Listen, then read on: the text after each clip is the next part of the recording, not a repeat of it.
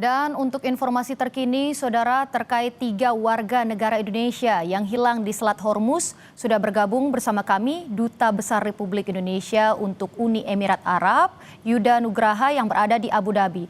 Pak Yuda, selamat siang waktu Indonesia. Untuk informasi terkini, Pak, apakah sudah ada update terkait penyebab meledaknya kapal yang berbendera Uni Emirat Arab ini, Pak, yang memiliki 4 anak buah kapal WNI?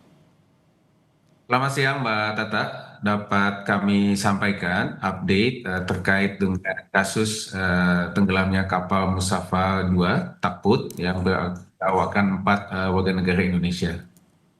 Secara kronologis dapat kami jelaskan bahwa informasi pertama kejadian ini diterima oleh KBRI pada tanggal 6 Maret pukul 9 pagi berdasarkan informasi saksi mata yang juga seorang WNI bahwa kapal Musafa 2 Takbut berangkat dari Ras Al Khaimah di wilayah Uni Emirat Arab untuk melakukan towing terhadap sebuah kapal kontainer yang mengalami kerusakan. Lalu kapal Musafa 2 ini tiba di lokasi di dekat kapal kontainer tersebut pada tanggal 6 Maret pukul 2 dini hari. Ketika melakukan persiapan towing, kemudian terjadi ledakan di kapal Takbut Musafa 2 tersebut. Dapat kami sampaikan bahwa kapal Musafa 2 berawakkan 7 ABK berasal dari Indonesia, India, dan Filipina. Yang Indonesia ada 4 ABK. Ya. Dalam informasi yang kami terima, 3 masih hilang dan 1 dalam keadaan selamat. Oke, baik Pak. Kemudian apakah ada informasi terbaru terkait keberadaan 3 anggota WNI ini yang masih tentu dalam proses pencarian? Ya. Sejak awal kejadian, KBRI Abu Dhabi berkoordinasi dengan otoritas yang ada di UAE dan juga pihak perusahaan. Kami juga berkoordinasi dengan KBRI Muscat, di mana lokasi kejadian memang ada di wilayah perairan Oman. Dapat kami sampaikan bahwa pada hari ini tim KBRI Muscat sudah berada di lokasi di Kota Kasab, ya, yang di mana salah satu ABK kita yang selamat ada di sana. Saat ini ABK kita yang selamat dalam perawatan rumah sakit karena mengalami luka bakar sekitar 20%. Kemudian kita juga terus berkoordinasi dengan otoritas tempat untuk proses pencarian bagi 3 ABK Indonesia lainnya. Oke, baik Pak. Sejauh apa komunikasi yang sudah dilakukan dari pihak KBRI dengan otoritas di Uni Emirat Arab?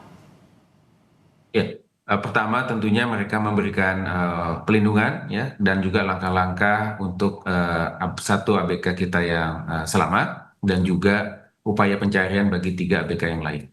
Dapat kami sampaikan 1 saksi mata sebetulnya juga adalah warga negara Indonesia yang pada saat kejadian dia berada di kapal kontainer. Kapal kontainer sedang melakukan persiapan untuk towing. Nah, 1 Indonesia ini yang menjadi saksi mata saat ini sudah berada di Abu Dhabi ya, dan dalam keadaan baik dan selamat. Ya, kami juga sudah bertemu dengan ABK tersebut dan saat ini tinggal di Abu Dhabi. Oke, baik Pak. Bisa dijelaskan kepada kami mungkin lebih rinci lagi kondisi warga negara Indonesia yang 1 orang selamat tadi Pak? Apakah ada luka atau bagaimana? Lalu penanganannya sudah sejauh apa? Ya.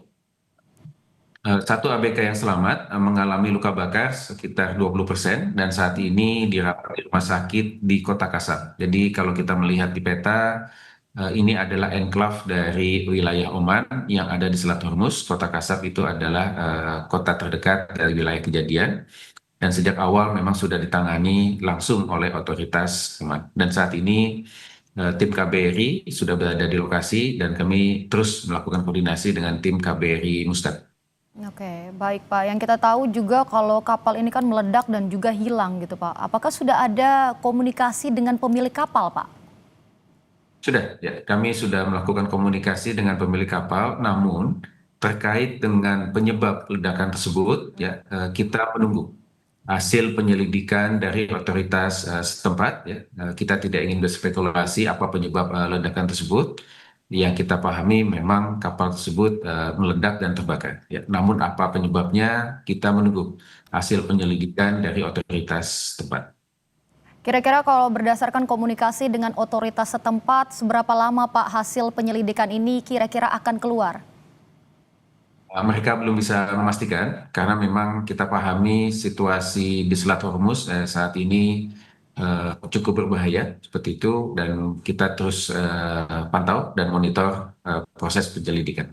Oke, ada kendala Pak mungkin selama proses penyelidikan ini? So far sih belum, ya kami belum dapat informasi secara detail ya mengenai bagaimana proses penyelidikan itu dilakukan. Kita tunggu. Baik, Pak Yuda, selain berkomunikasi dengan otoritas setempat, apakah dari Kemlu atau perwakilan KBRI sudah berkomunikasi mungkin dengan pihak keluarga yang hilang? Ya, betul Mbak Tata. Jadi sejak awal kami menerima informasi kejadian ini, selain berkomunikasi dengan pihak perusahaan, kami juga melakukan komunikasi dengan pihak keluarga ya untuk menyampaikan kejadian yang memprihatinkan ini, yang menyedihkan ini, dan kami terus menyampaikan update terkait dengan proses penanganan insiden ini. Oke, baik. Pak Yuda, kan kejadian ini terjadi setelah Selat Hormuz ditutup, koreksi kalau saya salah. Kemudian apakah meledaknya dari kapal ini ada kaitannya dengan situasi saat ini perang antara Israel dan juga Amerika terhadap Iran, Pak? Kita tunggu hasil penyelidikan, Mbak Tata. Terlalu prematur ya, kan kita menunggu hasil proses penyelidikan yang dilakukan oleh otoritas tempat. Kejadian itu terjadi pada malam hari, ya, pada pukul 2 dini hari. Jadi saksi mata pun tidak bisa memastikan apa penyebab ledakan tersebut yang terjadi. Kita tunggu hasil penyelidikan. Tapi ada kecurigaan mengarah ke sana, Pak? Berbagai macam kemungkinan pastinya akan kita dalami bersama otoritas tempat. Oke, baik Pak Yuda, Selat Hormuz kan saat ini sangat rawan karena ada eskalasi perang di kawasan Teluk. Apakah sebelum insiden ini KBRI itu sudah memberikan peringatan begitu atau mungkin imbauan khusus kepada ABK yang khususnya WNI yang bekerja di kapal-kapal di wilayah rawan ini, Pak? Sejak kejadian 28 Februari yang lalu ketika Iran melakukan serangan kepada UAE, KBRI telah menyampaikan himbauan ya, dan kemudian kita juga sudah menetapkan status siaga 3. Artinya kepada seluruh WNI yang ada di UAE termasuk yang bekerja sebagai awak kapal, untuk kita harapkan mereka bisa meningkatkan kewaspadaan ya, dan kemudian melakukan langkah-langkah pelindungan lebih awal seperti itu, dan kemudian selalu menghubungi KBRI ataupun KJRI yang ada di Dubai jika terjadi situasi kedaruratan. Satu hal yang sejak awal kami tekankan kepada masyarakat adalah untuk segera melakukan lapor diri.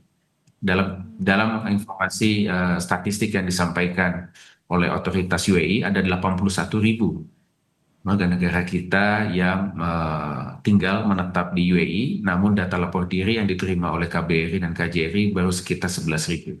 Ini tentu kita ingin dorong terus, ya, terutama dalam situasi kedaruratan yang kita hadapi saat ini. Data yang akurat itu akan sangat membantu perwakilan RI untuk memberikan respon yang cepat dan tepat. Oke, baik Pak Yuda, juga tentu kita tidak tahu berapa lama situasi rawan ini masih akan terus bergejolak. Berapa banyak Pak WNI yang bekerja sebagai ABK di kapal tugboat atau offshore di perairan Uni Emirat Arab dan di sekitar Teluk Persia ini? Apakah ada rencana mungkin evakuasi atau relokasi bagi mereka yang ada di zona beresiko tinggi, Pak? Ya, status keamanan yang ditetapkan oleh KBRI Abu Dhabi dan KJRI Dubai saat ini adalah siaga 3. Artinya situasinya cukup berbahaya, ya, namun relatif terkendali. Dan kemudian kita terus melakukan antisipasi ya, jika terjadi eskalasi lebih lanjut. Itu yang ingin selalu kami tekankan kepada masyarakat Indonesia yang ada di sini. Melalui kegiatan town hall, kami sudah melakukan 2 kali kegiatan town hall secara virtual dengan masyarakat untuk menyampaikan update situasi terkini dan juga langkah-langkah kontingensi jika terjadi eskalasi. Jadi Oke. kita antisipasi bahwa situasi di lapangan itu sangat fluid, sangat dinamis, ya, serangan rudal dan drone masih terus terjadi, ya, bahkan beberapa saat sebelum kita lakukan wawancara ini masih terdengar ledakan juga di Abu Dhabi. Jadi kewaspadaan itu menjadi sangat utama dan ikuti arahan yang disampaikan oleh otoritas setempat. Oke, baik. Pak Yuda, kalau misalnya Anda sendiri yang berada di sana, sebenarnya apa ya yang disasar di wilayah Abu Dhabi ini dan bentuk imbauan yang sudah dilakukan tuh seperti apa Pak rincinya? Eh, Beberapa sasaran yang dilakukan tentunya pertama adalah instansi militer seperti itu, dan kemudian beberapa infrastruktur publik seperti airport yang ada di Abu Dhabi, ya, airport yang ada di Dubai juga mengalami serangan. Eh, Kantor konsulat Amerika di Dubai juga mengalami serangan. Kebetulan dalam konteks, ya, serangan rudal dan drone ini, sebetulnya tingkat keberhasilan intersepsi yang dilakukan oleh sistem pertahanan udara UAE itu sangat baik, sekitar 92% incoming missile itu dapat dicegat. Total hingga hari ini ada 1.534 rudal dan drone, ya, yang masuk ke wilayah UAE, dan 92% diantaranya mampu untuk dicegat. Namun ancaman yang terbesar itu datang dari debris atau serpihan rudal yang dapat dicegah tersebut, yang itu kemudian membahayakan warga sekitar. Hingga saat ini ada 4 korban meninggal dunia dan sekitar 94 luka-luka.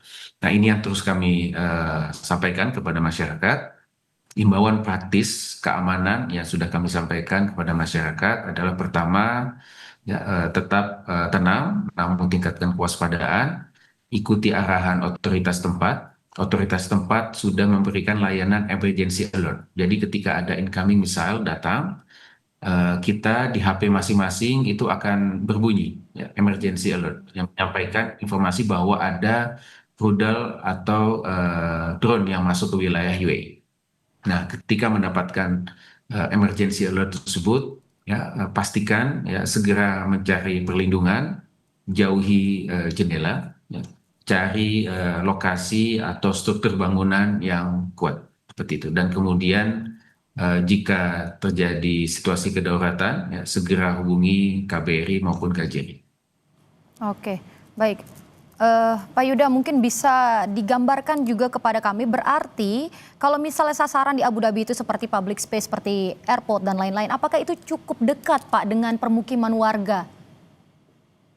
Ya, kalau airport kan memang relatif jauh dari pemukiman warga. Seperti itu dapat kami sampaikan. Tapi sekali lagi tadi bentuk ancaman yang terbesar itu ada justru dari debris, ya, dari pecahan rudal yang dapat diintersepsi yang bisa terjadi dimanapun.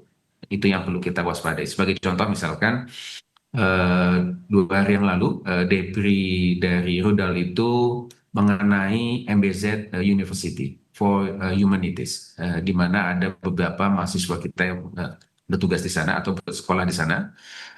Namun kondisinya dalam keadaan aman dan selamat karena mereka sudah masuk ke dalam dormitory mereka masing-masing.